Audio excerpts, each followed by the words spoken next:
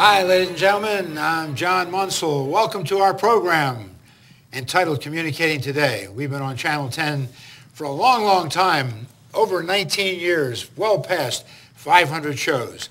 We've had many interesting subjects on our program, organization, guests over these many years on Channel 10. In fact, we're one of the longest running shows right here on Channel 10, Fairfax Cable here in Fairfax, Virginia. Many great programs in the past, but I know that tonight will be absolutely no exception because I think we have a wonderful show for you. It's going to be about our guest organization, which happens to be the United States Postal Service, which should be very near and dear to all of us because we come in contact with this wonderful agency every day of our lives, practically. Well, not on Sunday, of course, and not on holidays, but when they deliver the mail to our homes and to our offices. They've been around for a long, long time, over a couple of hundred years. Were started by a great patriot by the name of Benjamin Franklin. It was way back to the days of George Washington. So this is an old agency and also one of the largest agencies. They've got offices, post offices, and branches all over the United States in every city, every town, every hamlet. And we're lucky enough to have one of those locations right here on our show tonight from a little town called Oakpark, Virginia, which is about halfway between Fairfax County and Richmond, Virginia, not too far off the beaten track from Charlottesville. And we have the postmaster of that little Oakpark post office sitting right alongside of me here. His name is Mr. Maxwell, better known as Max Lacy. And let me tell you a little something about my guest for tonight's program. He happens to be, ladies and gentlemen, a fourth generation postmaster of that little post office in Oak Park. He's currently the postmaster and has been for a long, long time, since way back, I guess, in 1971, Max, or thereabouts, postmaster of Oak Park. That's true. Before that, his father was postmaster, and before that, his grandfather was postmaster of Oak Park. Is that right, Yes, Max? yes. And before that, his great-grandmother was postmaster back in the days of Abraham Lincoln. Ladies and gentlemen, we're privileged and thrilled to have a fourth-generation postmaster, 4 generations in a row of that same post office in that little town of how many people, Max, in Oak Park? Just a small community, probably a couple hundred people. A couple hundred, wow. Imagine, we live here outside of Washington, D.C., in Fairfax County with 1 million people, and I got a guy on here tonight, folks, with a couple hundred people, and they've been there forever since the days of Abraham Lincoln, and who knows how far before that even. But he is a terrific guest, and I am so happy to welcome my guest for tonight's program, Max. May I call you Max? That'd be fine. You'd rather not be called Maxwell. Max is great. Max is much better, right? Max is great. All right, let's keep it on the Max basis. I'm John. All right. Okay, Max, so nice to have you on our show tonight. Pleasure to be here. Thank you for coming up. You came up from Oak Park, which was about how far from here? Probably about 85 miles. 85 miles. And then when we finish the show tonight, you got to turn around and go back We're another 85 going to drive back. miles. That's correct. Take you about an hour and a half? Work day tomorrow. About an hour and a half, maybe? Hour and a half. But coming up was a little bit longer because of of traffic. A little bit longer with the traffic, yes. But going back tonight around 9:30 or so, it shouldn't be too bad. It shouldn't be too bad by then. Well, we can't thank you enough for coming that long distance and bringing your lovely wife. Frances Claudner Lacy is sitting in our audience tonight, observing our show. And I must give credit also to another gentleman who's also sitting in our audience, Mr. Patrick Murphy, who is the communications coordinator, who helped to put this show, we hope, wonderful show together for us tonight. He's the communications coordinator for the Northern Virginia District, which encompasses certainly Oak Park, your post office. That's true. And about 167 other post offices in this Northern Virginia district. Yes.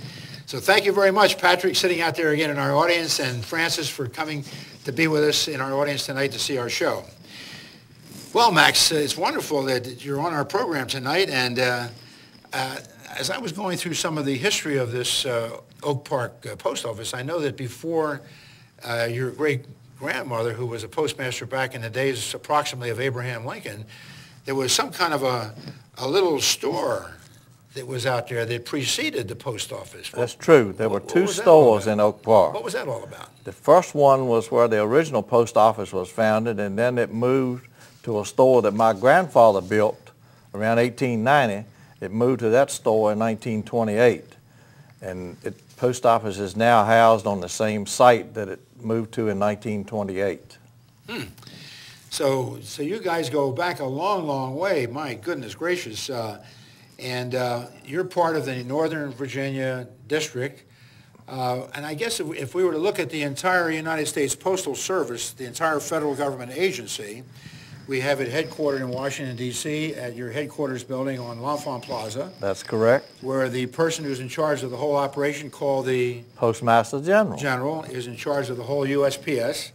U.S. Postal Service, folks, acronym USPS. So you'll be hearing us refer to that USPS acronym during the course of our program. It's a lot easier to say USPS That's true. than United States Postal Service, 50 times during the course of our 30-minute show. And then when you take the headquarters location in L'Enfant Plaza in D.C., and then you break it down into a whole bunch of districts, and how many districts are we talking about? There are 80 districts in the United States. Of which the one that your post office in Oakpark belongs to is the Northern Virginia. The Northern Virginia District, that's correct. Is that considered to be one of the larger districts? Or Probably not. It's a pretty sizable district.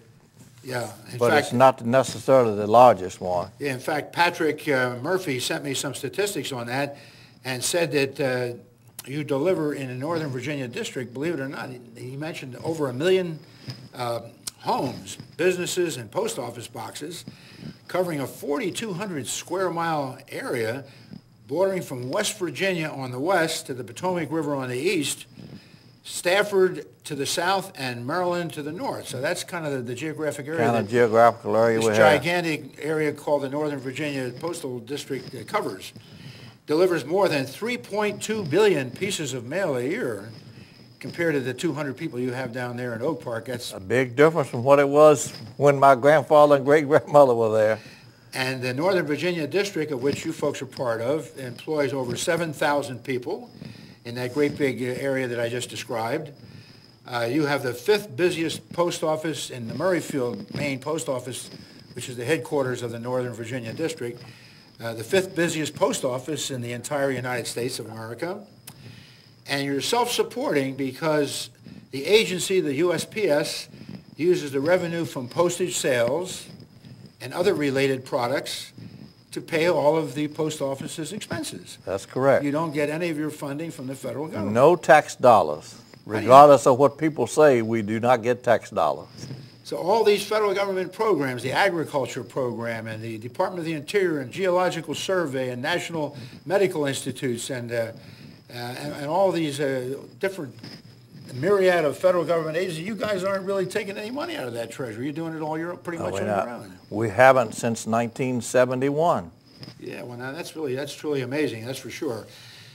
Now I know that you brought along a couple of little artifacts with you today for our program, Max, and I know that we have a nice little compact red book here that says U.S. Postal Guide, and this is an antique if there ever was one. This goes all the way back to 1887. That's correct. What is in this little red book? There's a list of every post office that was in the United States in the year of 1887. Wow. And they break it down into alphabetical lists, but they'll also break it down by state and also by county. So you can look in it under Virginia and pick out Fairfax County, and it will tell you how many post offices were there in 1887. Boy, that book is a real old-timer, isn't it? My goodness gracious. Yes, it is. That's one of my prized possessions. Yeah, I can imagine it sure is. Now, I'm going to hold up to camera number 3 again to Martha. Martha, I'm going to hold up a painting here. This is a watercolor painting of the Oakpark Post Office that Max Lacy is the postmaster of. Here it is right here. You can see it now. This is a watercolor painting by his wife, Frances. Her middle name is Cloker. Cloker. Frances Cloker Lacy. She's sitting, as I said before, at the beginning of the program in our audience tonight. This is a watercolor that she put together showing this nice, quaint little post office building in Oakpark, Virginia, 85 miles right here from Fairfax County. And this little post office building that you see there also is included in the landscaping. This is the kind of the countryside that shows where these folks live in Oakpark, Virginia, in the county of Madison County, again about 85 miles, about halfway from here to Richmond, Virginia. And this is the beautiful, wonderful countryside that you folks enjoy. Yes, it is. When you walk out the front door of your post office there in that little building we just showed, this is what you guys look at. Yes. We see some cars, but we don't see cars compared to what you see here. Now, you also mentioned to me before the program, Max, that you are currently residing, you and your wife Frances, residing in a house that your grandfather built way back in when? Approximately 1890. I don't have the exact date, but it's somewhere in the neighborhood of 1890. So that house is about 120 years old. Yes, it is. Yes, it is. And you must enjoy living in that antique house. I do. I do. Isn't that wonderful? Well, it's a lot easier living there now than it was when my grandfather was there, I'm sure. Yeah. Well, I just got the halfway signal, believe it or not, Max. I told you this program moves very rapidly. We have a policy of reintroducing our show to you folks watching our program out there, ladies and gentlemen. For those of you who might tune in a little bit late, we hope there aren't legions of you who did that. I'm John Monsul, the host, the producer, and the creator of this program called Communicating Today. We come on 3 times every week, every Sunday afternoon at 3:30, every Wednesday evening in prime time at 8:30 p.m., and every Friday morning at 6:30 a.m. for you early birds. We are featuring the United States Postal Service, the USPS, one of the oldest and largest federal government agencies, which should be familiar to all of us because we come in contact with them every day when they deliver mail to our homes and our offices. And their representative today from the Oakpark Post Office in little tiny 200 population, Oakpark, Virginia, about 85 miles from here, Mr. Maxwell, better known as Max Lacy. Max, again, thank you so much for coming all the way up from Oakpark to be on our program tonight. Now, since we're past the midpoint of our program, we brought along with us, Max brought along, was nice enough to bring, and Pat Murphy had to help to create a terrific 9-minute video, which we are going to show now. Which will show you a little bit of a history of the post office down in Oakpark, Virginia. So without further ado, guys in the control room, run the video, 9-minute video. Take it away.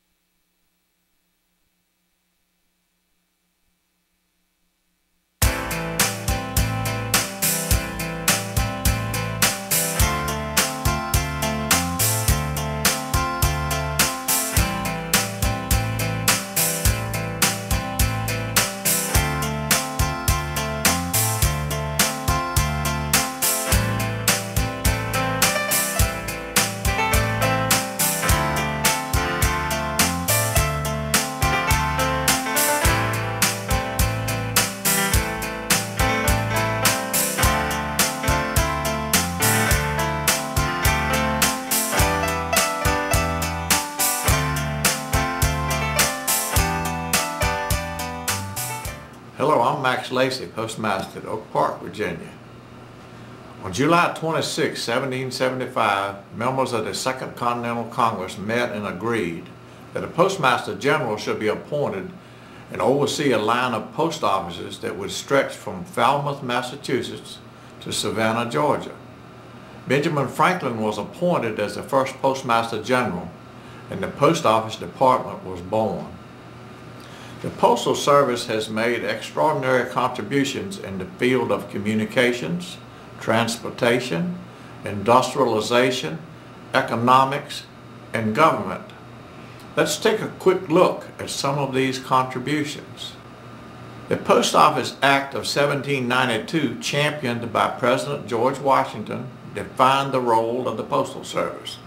Under this act, newspapers were allowed into the mails at very low rates to promote the free flow of information between the government and the 4 million citizens of the United States. Washington often spoke about the importance of this free flow of information and considered it the cornerstone of freedom. Many historians credit the Post Office Act of 1792 as the beginning of the modern communications revolution. In just 8 years following the Post Office Act of 1792, the post road system grew from 6,000 miles to 21,000 miles, and more than 700 new post offices were established. With this incredible growth came improvements in the transportation system. From the very beginning of the Postal Service, mail transport contracts have subsidized the growth of the transportation industry. The stagecoach industry flourished for 60 years with Post Office Department subsidies. Steamboats began carrying mail in 1811, and within 10 years, more than 200 steamboats served riverfront towns. In 1838, railroads began carrying mail, and by 1918, planes were being used to transport airmail. Many of the advances in navigation and aviation communications were developed in response to the new airmail routes. The Postal Service has embraced new technology to improve service, from mail distribution cases in the 18th century to the automated equipment we use today to process 8,000 pieces of mail every second.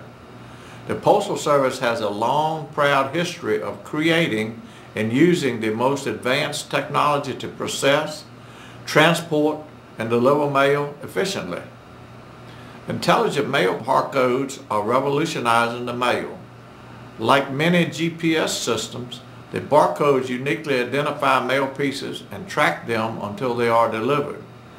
We are a world leader in optical character recognition. More than 91% of the handwritten addresses on envelopes can be read using this technology. The advanced Spacer Canceller system positions letter mail and cancels stamps at 36,600 pieces per hour. The multi-line optical character reader machine reads and verifies the address on mail, sprays a barcode, and sorts the mail at 36,000 pieces per hour. The barcode sorter sorts mail by reading the barcode on a piece of mail at 38,200 pieces per hour. The delivery barcode sorter sorts mail by reading the barcode similar to the BCS, but the DBCS sorts mail for specific routes. At 39,500 pieces per hour, the DBCS sorts mail in the order that carriers deliver it. The automated flat sorting machine processes flat mail, such as large envelopes, at 17,000 pieces per hour. The automated package processing system, APPS, uses state-of-the-art technology to process packages and bundles of mail at over 9,500 pieces per hour. But we also use the latest innovations in technology to conserve energy. We use more solar photovoltaic systems to convert sunlight into energy than any other government agency. We operate the world's largest fleet of alternative fuel vehicles, including 36,000 vehicles that operate on clean fuels such as ethanol, natural gas, propane gas, electricity, and biodiesel. We are currently testing a GM hydrogen fuel cell vehicle right here in Virginia and in California. The Postal Service delivers 700 million pieces of mail every day to every home and business in the United States. Every single American has access to our services and pays the same first-class postage regardless of where they live or work. The Postal Service is a self-supported agency, does not receive any tax dollars to operate. It uses revenues from the sale of postage and products to pay all expenses. With annual operating revenues of almost $75 billion, if the Postal Service were a private sector company, it would be ranked within the top 50 Fortune 500 companies. For the third consecutive year, the Postal Service was rated by the American public as the most trusted government agency. The history of the United States Postal Service is about the men and women whose daily efforts have provided our nation with the finest, most efficient mail service in the world. United States postal workers take pride in processing, transporting, and delivering the mail to people of our great country. The Northern Virginia District is one of 80 districts nationwide and consists of 12 Virginia counties. It has been ranked by the Gallup organization as a 5-star customer service district since the customer service survey began 2.5 years ago. At 4,200 square miles, the Northern Virginia District delivers to more than 1,006,000 homes, businesses, and P.O. boxes. We serve 32,000 customers daily at our 167 post offices, stations, and branches. As for the future, we will continue to expand products and services available to customers online at USPS.com. Since May the 12th, we have offered customers incredible discounts and rebates for purchasing and shipping products and services online. With rising fuel prices, customers are finding it more economical and convenient to purchase services online and request free carrier pickup service. As the economy continues to hammer consumers, the popularity and value of our shipping products continues to grow. We have not added any fuel surcharges to our products, and we will continue to find ways to generate better values for our customers. On behalf of the Northern Virginia District, I would like to thank our customers for rating us among the best in the nation, and we look forward to providing the exceptional value and services our customers expect.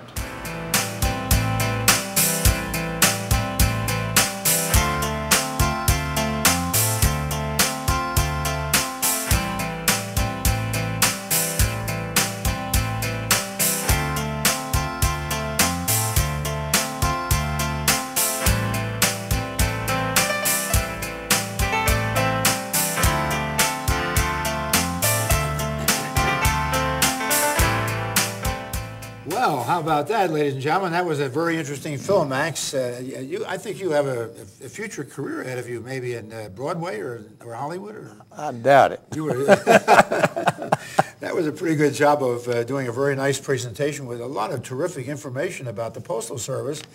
I can't believe those speeds with which those letters are processed. I mean, 30,000 a minute and 80,000 an hour, and I can't even remember all those statistics, but they're unbelievable speeds.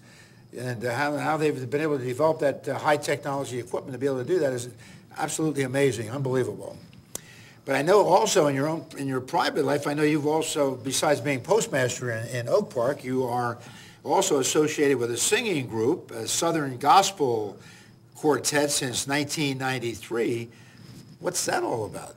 Well, we just got together at church and started singing together and enjoyed it so much that we took our show on the road, and we go around and do a lot of revivals and church functions and do some civic functions too, but mostly church things. Yeah, that's great. You know, I know that you brought along also, I think, a couple of logos. We're going to put a couple more of these logos. One logo goes way back toward the beginning of the Postal Service, folks. Back to around 1792, I believe, to show you what the logo of the post office looked like way back a couple of hundred years ago. In fact, there it is right now. And you got like a Pony Express guy riding a horse over there. And that goes way, way, way back a couple of hundred years ago, and back close to the time of Benjamin Franklin when this thing was. True. Because Benjamin Franklin was appointed Postmaster General by George Washington, our first president. That's correct. When he became president. And now we're going to put another logo up of what the Postal Service logo looks like today when it became the United States Postal Service, with that fancy-looking eagle or falcon or bird, or what kind of a bird is that? That's an eagle. That's an eagle. And there's the modern-looking eagle up there when it changed its name back in, what, 1971? 1971 it became the U.S. Postal Service. That's correct. And they developed that new logo at that particular point in time. Well, that's terrific. Now, we're talking about the history of the Postal Service, Max. Now, I guess we got to kind of spend it. We only have about 3 minutes left or so in the program. I just got the 3-minute warning. A little bit about maybe what the future holds. You know, all of us are dealing with this thing called the Internet, the World Wide Web. And everybody, you know, sends all these messages, all these emails back and forth, and I'm sure you get your fair share of emails. Yes, we do. You send a few out, too. Yes, we do. How's that impacting the volume of work that the post office is doing these days? Well, it's changed the volume of first-class mail. We dropped considerably in the volume of first-class mail, but I think we have a lot of potential to get that revenue back with our new package services that we're working with. And we use a tool called Business Connect that we sponsor with our businesses. We go into different business places and try to get some extra revenue out of them. And, you know, we got a great program now. We give them discounts for doing things online. It saves us dollars as far as processing and so forth. And then you also, I guess, and were telling me before the program, you do a lot of stuff on eBay. You have a lot of products and services and so forth that the Postal Service offers, and you promote those and market those on eBay. That's true. And there's a certain amount of revenue that comes from that. that. We get some revenue mostly from the people that buy on eBay. They use our shipping services. Oh, I see. Then you got registered mail and certified mail and Yes. all kinds of P.O. boxes and what have express you. mail and priority mail. All kinds of things going on. All kind of good stuff. But the everyday, day-to-day mail that goes out, that's somewhat diminishing a little bit. Somewhat diminished. The business mail has probably picked up, the bulk business mail, because the people with the catalogs and all, they want to get these books, to look at the stuff to see what they need to order. Well, that's interesting, Max. I just got the 1-minute warning, which means we got to start wrapping it up. So I just want to I think we could go on for another half hour about this wonderful organization that you represent, the U.S. Postal Service, but we got to wrap it up now, and I want to thank you so much for coming up. It's been my pleasure. Coming up from way down there in Oakpark, Virginia, about 85 miles from here, and have a safe, wonderful, non-eventful trip going back home tonight. Both you and your wife, Frances Cloaker Lacy, who was nice enough to come visit with us and sitting in our audience tonight. And again, a thanks to our good friend Pat Murphy, Communications Coordinator for the Northern Virginia District. Thanks so much again, Max, for being on the program. Come back and see us again sometime. Thank you, ladies and gentlemen, for watching our program, which featured the U.S. Postal Service and Max Lacy, Postmaster of the Oakpark Post Office way down there in little old 200 population Oakpark, Virginia. Keep on communicating for successes the way we always close out our programs. Come back and see us next week. And thank you so much, ladies and gentlemen, for watching our show, Communicating Today. Bye-bye. Thank you. Okay, Max.